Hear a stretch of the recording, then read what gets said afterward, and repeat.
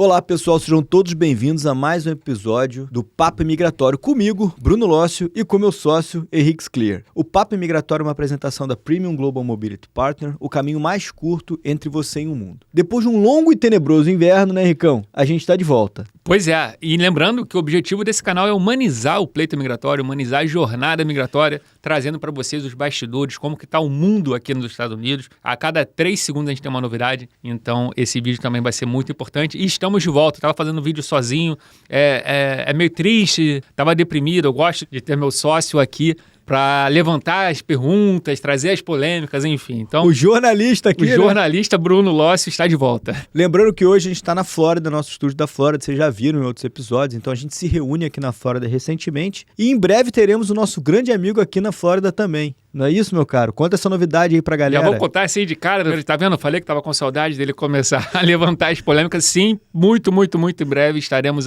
definitivamente na Flórida. Uma outra novidade muito interessante pra você, que é nosso seguidor do canal, é que a gente já tinha um escritório de advocacia. Vocês sabem disso, a gente já falou sobre isso várias vezes, mas agora está com uma sala nova em Washington DC, uma sala bem bonita, bem ajustada, então todo mundo está convidado para conhecer o escritório de Washington DC, tá bom? O que a gente vai falar hoje, meu caro? Estamos indo para o 7º mês do governo Trump e muita coisa acontecendo. Parece que são 100 anos, né? Parece.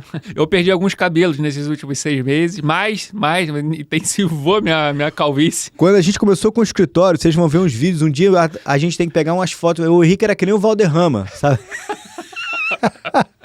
E vou voltar a ser. Vai ser uma coisa meio estranha, porque tá o início o Valderrama, aí tá o cara careca, daqui a pouco ele volta a ser o Valderrama, ninguém vai entender nada. Ou seja, o YouTube vai trazer isso, Valderrama, careca e Valderrama de novo, então. Esse é o problema do YouTube, mas enfim. Vamos falar então sobre o que está acontecendo atualmente nos Estados Unidos com relação à imigração. Recentemente a gente teve manifestação nos 50 estados, 5 milhões de pessoas na rua, muitos deles americanos, não só imigrantes que viraram cidadão americano, mas também americanos natos que nasceram aqui, de família daqui, de origem americana, e que foram para a rua se manifestar contra o abuso, contra o exagero, né, contra esses vídeos que estão circulando. Cara, alguns são tão absurdos que eu acho que é fake, cara. O que você acha do que está circulando? Por que tem cara encapuzado do ICE? O que está acontecendo? Essa é uma boa pergunta. E aí tem algumas polêmicas, mas primeiro sobre esses absurdos acontecendo. Lá atrás a gente conversou com vocês aqui no nosso canal, ano passado, na reta final das eleições, que a gente imaginava que teria 2 cenários. O primeiro, em relação a quem está fora de estado, dos Estados Unidos, quem está ilegal, quem cometeu crime, e às vezes não necessariamente cometeu crime, mas não está regularizado com a sua jornada migratória ou aplicou para algum visto humanitário. Esse perfil, por exemplo, teve uma onda de asilo muito forte, brasileiros aplicando inclusive, esse perfil estava sob risco. Quantos casos a gente recebeu no escritório de, não, porque eu vou aplicar o asilo, porque aí eu consigo autorização de trabalho, e depois eu faço um EB2NW ou um EB1, e eu faço uma retirada desse asilo, asilos muito frágeis, né, cara? Muito. E as pessoas não sabem que se o juiz considerar aquele asilo frágil, você tá fora, você vai embora de imediato. Com certeza. Por uma estratégia nossa, a gente nunca aceitou nenhum caso de asilo, nunca fez nenhum caso de asilo. O programa de asilo, ele tem uma finalidade, ele tem a sua importância, são pessoas que sofrem risco de vida. Então, por exemplo, um homossexual no Iraque, se ele não sair do Iraque, ele vai morrer ali. Ou então questões religiosas, são temas mais pesados. E o asilo tem esse princípio. Só que a gente percebeu que estava sendo desviado, né, o foco do asilo, e a gente nunca aceitou nenhum caso de asilo, nada contra, mas eu vejo hoje que foi uma estratégia acertada, porque sim, o atual governo está uma taxa de negativa aí de talvez 95% na corte dos casos de asilo. E uma coisa me chama a atenção também que você falou agora. A princípio, o foco eram os imigrantes sem inspeção, que entraram pelo Caicai normalmente, e criminosos, né? Ou criminosos que ficaram overstay, que ficaram fora de estado. Só que agora o que se vê é uma cota, parece que o USCIS tem 3 mil caras para prender por dia. Uma meta de 3 mil por dia. Aí imagina quem vai, né? Não tem como, porque assim, durante a campanha eleitoral foi vendida uma ideia de que existiam 20 milhões de pessoas entraram pela fronteira nos últimos 4 anos. Esse número é exagerado, talvez seja um quarto desse número. Entraram muita gente, mas muita gente significa 5, 6 milhões, não 20. E boa parte desses 20 milhões eram pessoas com alto risco criminal, histórico de terrorismo, histórico de tráfico de drogas, etc. Também não é a realidade. A maioria das pessoas que vêm, certo ou errado, vem em busca de uma vida melhor. E para você cumprir essa meta de 3 mil por dia, não tem como. vai sobrar para alguém, porque não existem 3 mil criminosos por dia, um número suficiente para dar vazão para isso, né? Pois é, e aí o que tem muita gente defendendo é isso. Não deveria ter sido criada uma cota, porque o que acontece na maioria das vezes? Esses caras são levados, são humilhados, né? Às vezes se machucam, porque alguns resistem, tentam, enfim, argumentar e são jogados no chão, ficam 2 dias detidos e aí ele traz a documentação, então eles percebem que ele não é o foco e são liberados. Mal e mal se inicia um processo de remoção, porque nem todos eles são removíveis, ou porque tem gente que tem caso pendente. Então, isso é o que causa o medo e o pavor que a gente vê hoje em dia no Instagram, nas redes sociais, e aí o compartilhamento é milhão, né? Gente sendo presa pós-audiência. Tem acontecido muito. A pessoa vai para audiência, por exemplo, asilo. Você aplicou para o asilo, tem uma audiência, vai para a audiência. Na audiência, o juiz, ele retira o seu caso, retira o seu pedido de asilo. Quando você sai, literalmente, no corredor ali do fórum, tá a equipe do ICE te esperando. A partir do momento que você não tem mais aquela aplicação do asilo, você tá fora de status. Você não tem mais autorização. É chato, hein? É chato. Isso tá acontecendo, então não dá pra gente não falar, né? Agora, a gente também estava falando aqui antes dessas reuniões, que a gente programa, a gente faz uma pauta, a gente faz 3 dias de comentário, ou seja, 2 minutos a gente resolve o que a gente vai falar aqui, mas a gente estava falando sobre os fazendeiros, né? Grande parte da produção, do dinheiro, do capital dos Estados Unidos vem também do interior, e lá essa mão de obra é muito importante. E os fazendeiros estão pressionando, essa classe está pressionando, não os fazendeiros em si, mas tem muita gente pressionando o governo Trump no sentido de, olha, se esses caras não estiverem aqui amanhã, eu não vou dar conta, eu não vou conseguir tirar minha produção, não vou dar fluxo a isso. E aí a gente percebeu, em tese, uma flexibilização. O Trump falou isso. Tuitou, não foi, cara? Ele falou dentro da Casa Branca sobre isso. Que ele não ia mais fazer, que ele ia dar um step back. Mas parece que depois, né, aquele czar lá da imigração tocou o rebu, né? Não cumpriu muito a ordem do Trump. Mas assim, não tem como. Para quem não conhece um pouco a realidade da mão de obra aqui nos Estados Unidos, a construção civil, ela depende muito do imigrante. Quando eu digo imigrante que está fora de Estados também. Imigrantes que estão aqui há 30 anos sem green card. É o pulmão da construção civil nos Estados Unidos. É o pulmão da hotelaria. Qualquer hotel que você for ficar nos Estados Unidos vai ter imigrante e nem todas as pessoas que trabalham lá têm autorização. E o terceiro ponto são as fazendas, né? A agricultura em geral, que são empresários conservadores, são empresários republicanos que estão sentindo no próprio bolso. A Califórnia, ela é um estado democrata, mas é um estado democrata à costa oeste, ali Los Angeles, São Francisco, San Diego, ela é democrata. Quando você vai para o leste da Califórnia, onde estão as plantações, fazenda, a agricultura, são empresários conservadores e estão sofrendo. Tem muito centro regional de AB5 bom lá, né? Tem. Vinícolas muito boas, né? Exato. Temecula e por aí vai. Já visitei algumas quando eu morava lá. Quando você podia beber, no caso, quando também, eu podia né? beber, é verdade. Triste lembrança. Mas as pessoas estão sentindo no bolso. E quando sente no bolso, quando é um empresário conservador republicano falando que, olha, esse caminho aqui não vai dar certo. Acho que podemos ter novidades nos próximos meses.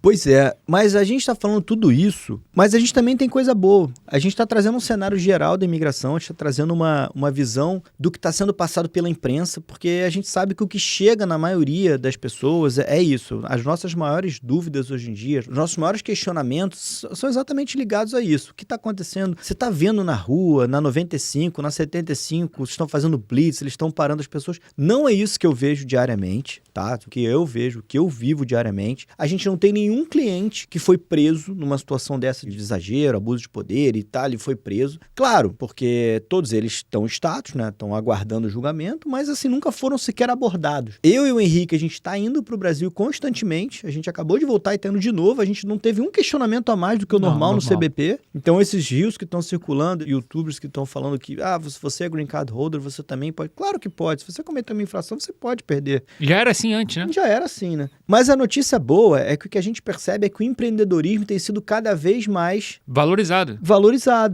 O Henrique estava falando isso agora, eu roubei dele essa parte, mas eu quero dizer para você que é empresário, que tem qualificação, que ainda é um ótimo momento para aplicar. Talvez isso seja uma seleção muito boa para o que está acontecendo agora. O que se viu nos últimos anos foi a política migratória, de certa forma, mais aberta, mais abrangente. Isso fez com que diversas pessoas viessem para cá sem ter qualificação. Quantos foram os casos de ABWNW que não eram casos tão bons assim e foram aprovados porque o Matter of the Nassau era recente, porque os oficiais tinham que entender e trazer trazer um entendimento mais consolidado com relação a isso. O que se vê hoje em dia é o contrário, né, cara? A gente voltou a ver a máquina andando, as entrevistas estão acontecendo, né, cara?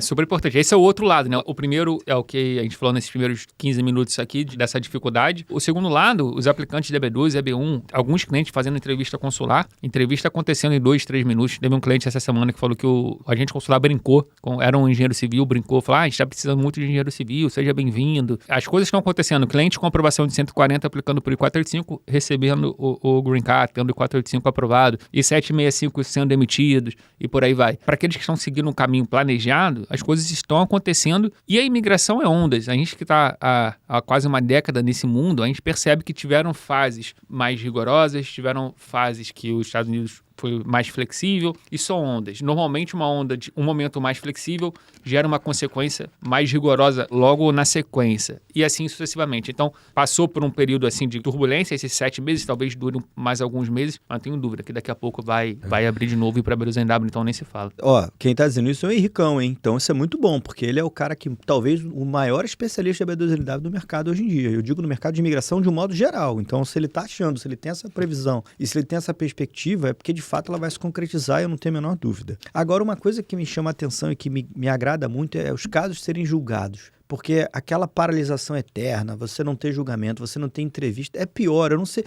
Eu prefiro que o caso seja julgado e que seja negado e, cara, recorre, aplica de novo, enfim, cria-se uma nova estratégia do que fique lá parado por muito tempo, né? E a gente viu isso acontecer porque a maioria dos agentes foram movimentados para casos de asilo que explodiram por conta da política anterior. Então, assim, a política atual é asilo. Pequenas são as chances, inclusive eles estão pegando os casos recentes de asilo, ao contrário do que vendem, que demora 6, 7 anos, estão julgando primeiro esses casos. Estão julgando muito rápido. Estão julgando primeiro esses casos de asilo, ou seja, os que aplicaram agora vão ter uma audiência designada em pouco tempo, para desestimular isso, para ter fôlego para julgar o EB2NW e o EB1, que é onde estão os profissionais qualificados. Para vocês terem uma ideia como que foi o boom do asilo no governo anterior, a demanda era tão alta, foi criado uma taxa de asilo. O aplicante de EB1 literalmente pagava de maneira direta, através de uma taxa de asilo, $300, para sustentar o programa de asilo. E, inclusive, agora eu fico curioso, né? Será que essa taxa de asilo vai virar uma taxa de EB2NW ou vão tirar? Nunca diminui, né? Eles vão inventar alguma outra taxa, mas, enfim, aí tá um exemplo. Foi-se criada uma taxa de asilo para sustentar a máquina desse programa que está sendo desmontada, essa é a realidade. Pois é. Meus caros, a gente tem mais alguma coisa para falar? Eu tenho uma coisa importantíssima para falar. Se você está curtindo desse vídeo, se você está gostando, não deixa de se inscrever no nosso canal. Deixa um comentário aqui embaixo. Nossa ideia é sempre atualizar vocês. E a gente acompanha, lê os comentários. Então, vários dos nossos vídeos vêm através